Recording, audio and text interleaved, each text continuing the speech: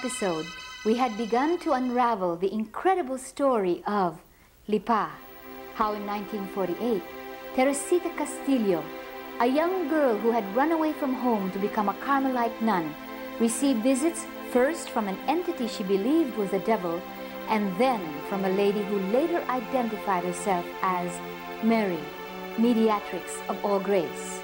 The mediatrix spoke of prayer, penance, humility, the rosary, and concern for fallen souls, especially those of priests and nuns. During this period, the fragrance of flowers would fill the air, and rose petals would materialize out of nowhere and fall on the grounds, rooms, and even blanket the stairway of the convent. Privy to all these events was Mother Mary Cecilia of Jesus, who happened to be the mistress of novices and prioress of Carmel at the same time. Another protagonist was the Carmelite chaplain and auxiliary bishop of the Diocese of Lipa, Monsignor Alfredo Obiar. He in turn would report to the bishop of the diocese, Monsignor Alfredo Versosa, who, angered by the events and the public attention that Carmel had begun to attract, went to Lipa to put an end to everything, but was himself greeted by a shower of petals and, as a result, had a change of heart. Carmel rapidly became a national passion, with thousands streaming from all parts of the country to the convent grounds. And a replica of the statue of Mary Mediatrix was borne in procession in New York and Madrid, amidst crowds of enthusiastic devotees. In those heady years, crowds repeatedly witnessed petals falling from the sky, and there were reports of a spinning sun, a moving statue, and a host of marvelous cures and conversions.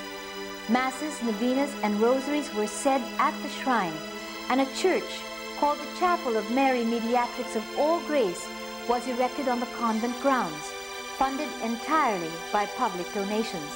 Like most places where reports of the supernatural abound, Lipa was not spared from commercialism and the rush of opportunists anxious to cash in on the events.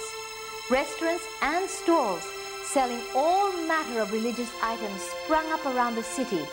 At the height of the showers, fake petal rackets mushroomed, and petals were supposedly on sale at the then staggering cost of 30 pesos apiece.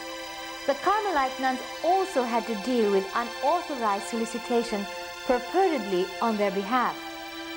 Whether because of the rampant commercialism or some other aspect of the events, certain sectors of the Catholic Church hierarchy were not pleased.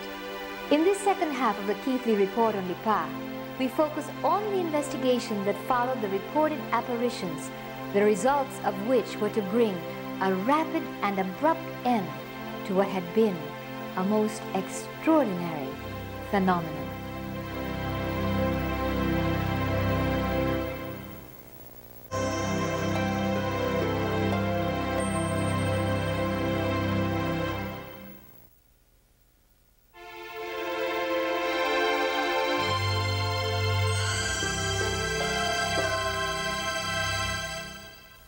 Barely a year after the onset of the petal showers, Carmel Lipa suffered the first in a series of setbacks.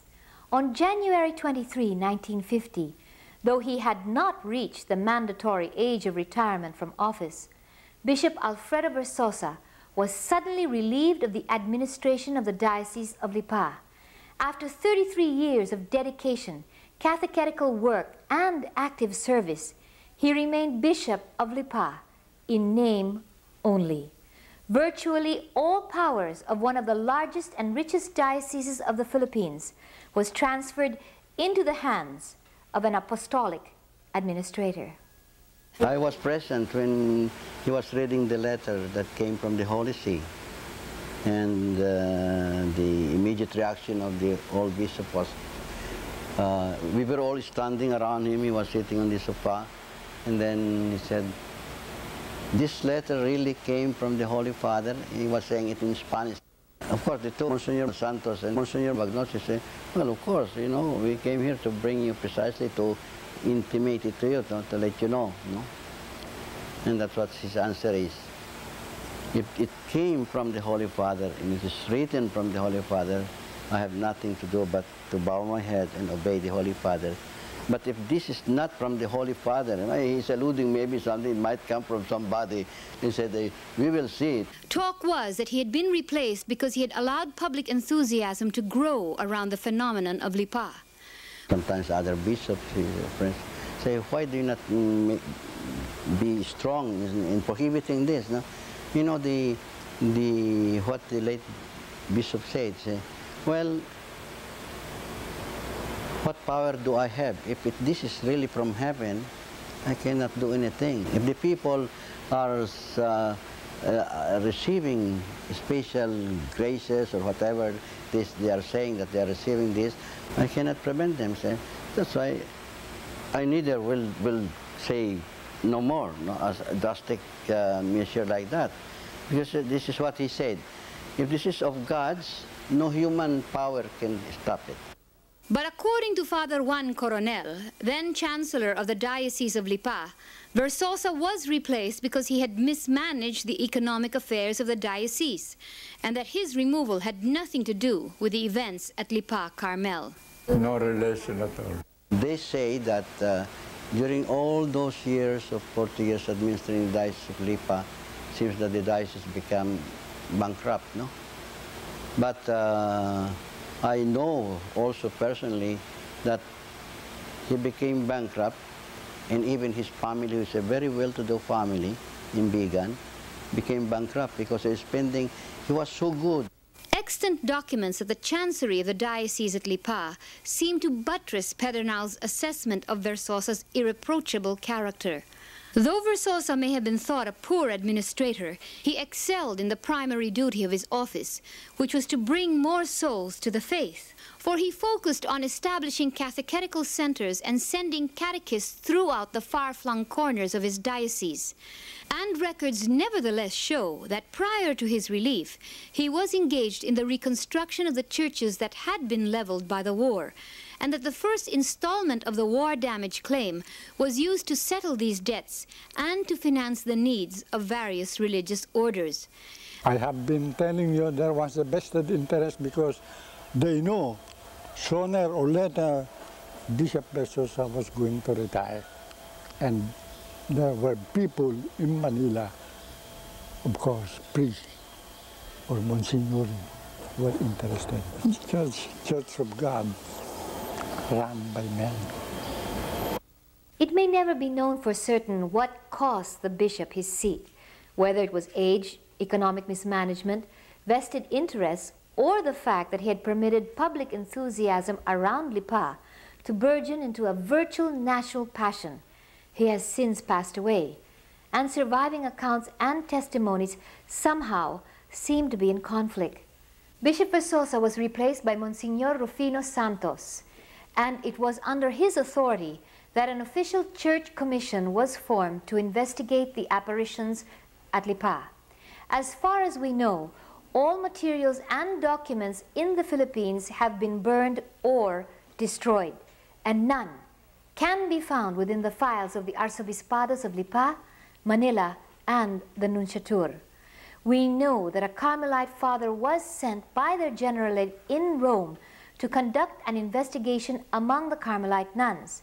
And according to our sources at the Vatican, this was due to a request sent by Monsignor Vagnozzi, then still just a papal delegate to the Philippines. As far as can be determined, based upon the recollections of Teresing, other testimonies, and of newspaper clippings of the time, the local commission was made up of psychologist Father Angelo Blas, rector of the University of Santo Tomas, psychiatrist Dr. Leopoldo Pardo, Father Ortega, Monsignor Artemio Casas, and Monsignor Santos. When the investigation began, the distribution of petals was stopped and the release of official statements from Carmel on the apparitions put to a halt. The conduct of the investigation and its results, however, caused the congregation and the visionary much pain. Mother Cecilia, the visionary's primary confidant, and reportedly too a recipient of interior locutions, soon shared the fate of the Bishop of Lipa. On February 27, 1950, she was suddenly unexplainably replaced as prioress and mistress of Carmel. The whole community summoned to go to the choir, and so all of us went there. And then after, Monsignor Santos was in the middle and said, "You will have another prioress from now on. Here is Mother Mary of Christ, and Sister Magdalene to be your mistress," because we can't say anything. And then she addressed Mother Cecilia, said, "And you, Mother Cecilia, I'm giving you half an hour to pack your things, and no more. No more than that." So she left. I did not see her go because we were all told to wait there in the choir, and I did not know what happened, and I did not even know. I knew that she was going because it was announced to us, but the way she left, I did not see. When she left, umiiyak ang mga madre. Ako hindi ako makaiyak. I don't know why. But I was full. I was really full na ano kaya? What's the next? Why? I was full inside thinking, bakit kaya? Did Mother Cecilia do anything wrong or something? Ganon, ano nga? Hindi ako napaiyak talaga. I just prayed. But the others talaga umiiyak. And then when I was in the choir for meditation, that was the time I started to cry. My first happening was that when our mother was taken, and we did not know where she would stay. And she just left us. And then, secondly, of course we know Mother Mary of Christ by name, but we do not really know her personally. And of course, that was a big pain for each and every one of us. But then, I can see that the sisters were a little bit, kabado siguro, something like that. Umiiyak, malimit, umiiyak, ganun. And then I did not know till later na ito pala si Mother Cecilia was brought to Haro Carmel. They said it was for investigation also. In the meantime, the sudden reassignment of Mother Marian Cuna, sub-prioress and infirmarian of Lipa, caused her family considerable consternation. Nawala siya. May panahon na hindi namin nalaman kung saan siya nandoon. Tinatanong namin kung nasaan, hindi raw nila alam, sabi ng Marca Carmelite. She was told to ask then papal delegate Monsignor Egidio Vagnosi regarding the whereabouts of her sister. Pumunta naman ako sa kanya, umiiyak ako, sabi ko, Monsignor, sabi ko gano'n. Gusto ko lang malaman kung nasan yung kapatid ko, si Mother Mary Ann. Ngayon sabi niya, sasabihin ko na lang sa'yo kung kailan mo siya pwedeng makita. Perhaps the second most important witness to the occurrences at Lipa was Bishop Oviar. As auxiliary bishop of Lipa and chaplain of Carmel, he had closely monitored all the developments, had allowed the nuns to commission a statue, approved the release of the apparition story and messages to the public, and had even blessed the groundbreaking and foundation of the new Carmelite chapel. Oviar, too, was relieved of his position.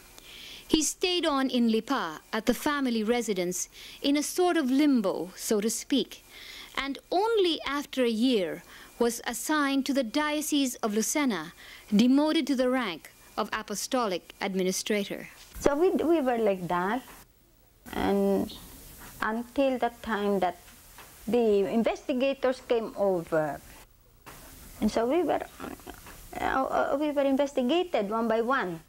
There are no records of when this investigation at Carmel took place. Teresing remembers being questioned by Monsignor Artemio Casas and Father Ortega. Sister Elizabeth and Mother Mary also remember being questioned, but others claim they were not. I was never questioned. No, never. Never. Maybe if it happened these days, it would have been very much easier because you can ask questions now. Even from the priors, you can ask. You can have a dialogue, but that time you cannot. So we remained in doubt all the time, hanging in the air, not knowing what the next step will be. In one meeting of the novices, And we were talking about that and said, yun pala, even Mother Prioress can be picked up like that. How much more us? We were telling like that, so all of us were really scared. Anytime, hindi na kayo, ako nang susunod, sabi ko naman, because I'm the one connected with this case.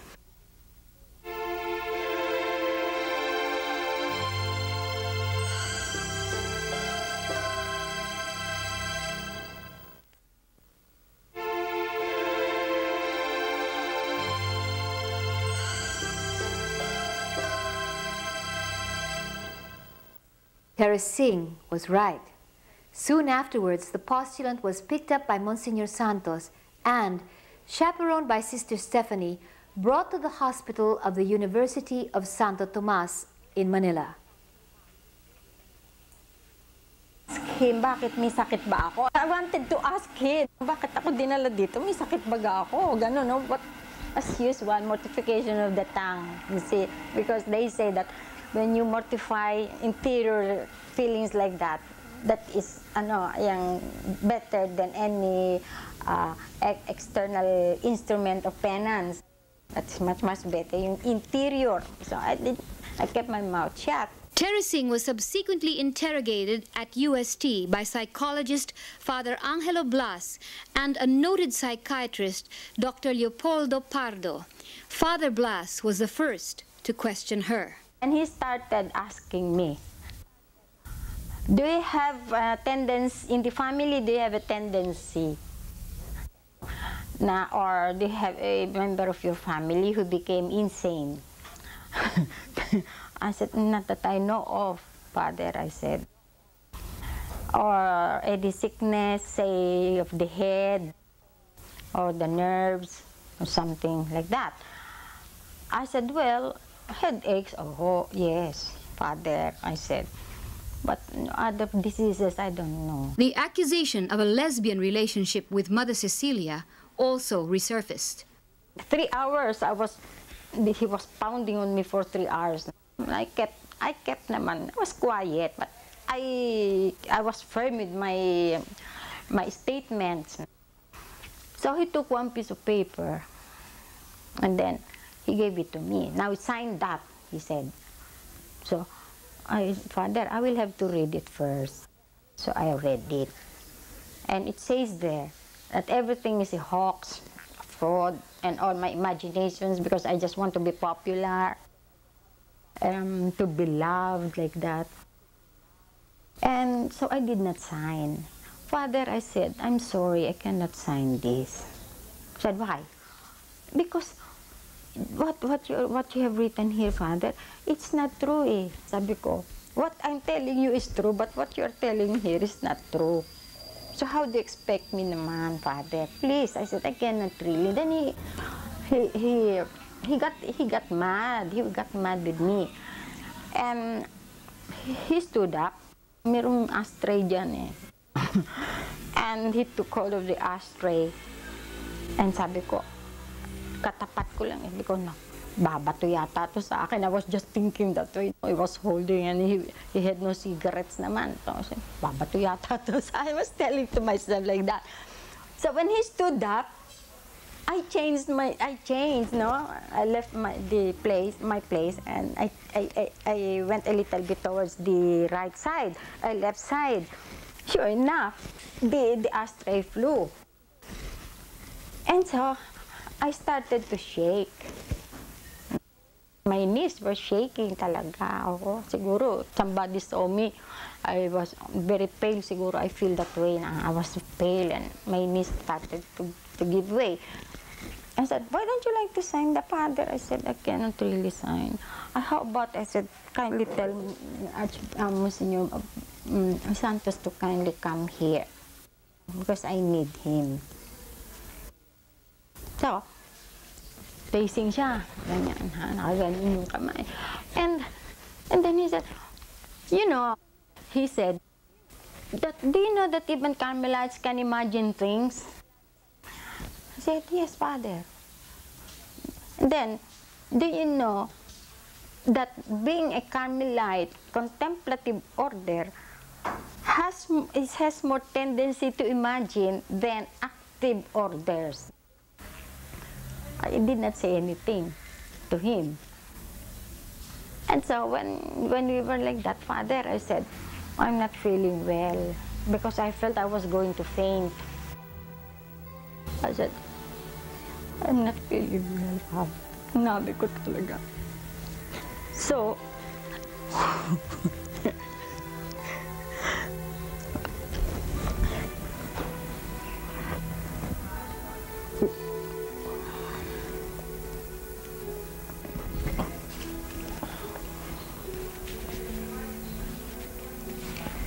I told him, I'm not telling a lie. I told him that. If you want to punish me, you can send me out if you like, but I'm not telling a lie. I told him that. Eh, siguro, he did not believe. So, he left me. I was asking for blessing, did not bless me. And so I told Sister Stephanie, sige na, equal nga mo si Santos because I was really crying na. And Monsignor Santos came the following day and I was crying. And so I told him like that. And he will be back yet, he said. I said, no, ayoko na. Sabi ko, it's not good, it's not naman prudent because he asked me to sign something that's not true. And I really told him, I swear before that, I'm not telling a lie. I said, sabi niya, it has to be. It has to be that. Sabi ko naman, oh, sige na lang, oh, sige nga. Okay. So he arrived the next day. And then, oh, did you not change your mind about the signature I'm asking you? I said, no. I said, no, Father. Even if you come back here 20 or 100 times, I will not change my mind. 2 days later, it was Dr. Pardo's turn. Well, I suppose a psychiatrist should act that way. That's what I mean. He made me feel that as though I'm out of my mind, as though I'm insane. Sige lang, sabi ko. Basta give me the grace, no? Yun ang sabi ko, Mama Mary, just give me the grace, like that. And then, so, Dr. Pardo shouted at me, kicked the chair inside the room. And I was sorry nga po, Sister Stephanie was not there. Pinalabas. Sana nandun siya so she could testify nga, gano'n, ano. And so, sabi niya, doon ba sa pamilya mo, walang loka-loka? He really made me like a fool. Pero, ang allowance ko lang, he's just doing his job. That was the grace that was given to me to understand them. And so I said, if you like, I said, you can go to Batangas, and then you can ask the Batangueños there. I said, if in our family, kahit isa, kung merong insanity in our blood, I said, then if you will find one, I will surrender all my consent and everything. Yun naman, si Dr. Pardo, he wanted me to tell him that I was under strain because of my brother, and my family, and that was the one that triggered off all these things. But that was what he wanted me to do. Ako naman, I said, hindi naman, doctor. It is not like that. I don't think so. But do you know what will happen to you when you enter Carmel? No. I said, no. If I knew nga sana, I will not enter anymore. Dr. Pardo and Father Blas are both dead. There are no documents to prove that they had resorted to intimidation or that they had presented Teresing with a false document to sign. And as far as can be deduced, there were no other witnesses to the questioning. In all probability, taking into consideration testimonies of those who knew their character, both these men, in their attempts to arrive at the truth, had no recourse but to resort to playing devil's advocate. As a matter of fact, he was the brightest Dominican in the Philippines during that time, and a very good psychologist and philosopher. And of course, he was also good in theology. But I don't think that he was an authority to pass judgment on these supernatural matters. He recalls having once observed Father Blas questioning a blind girl who was reported to have had mystical experiences and disagreed as to the effectivity of the psychologist's manner of questioning. And my impression was this: in order to pass judgment on the mystical phenomena that are reported about that girl, we had to examine her slowly and carefully and repeatedly, and to gain her confidence, so that she may speak sincerely and openly. Perhaps Father Blas may have been a little rough about this matter, or this approach. Yet despite the manner in which Father Blas may have conducted his investigation, Bishop Pedernal recounts that the psychologist had been impressed with Teresita. This is what I heard from him, that to his surprise, her intellectual capacity, educational attainment, seems will not be sufficient to be able to answer his questions as a professional psychologist, no? But to his surprise, that he could answer very calmly and correctly. Bishop Pedernal's statement is supported by a publication that later reported that Father Blas affirmed Teresing's sanity and stability. If Father Blas did submit a report stating that the novice Teresita Castillo was sane and not given to imagination and hysteria, what then are we to make of her testimony on the appearance of Mary, Mediatrix of all grace? On what grounds did the investigative committee refute the supernatural character of the events of Lipa?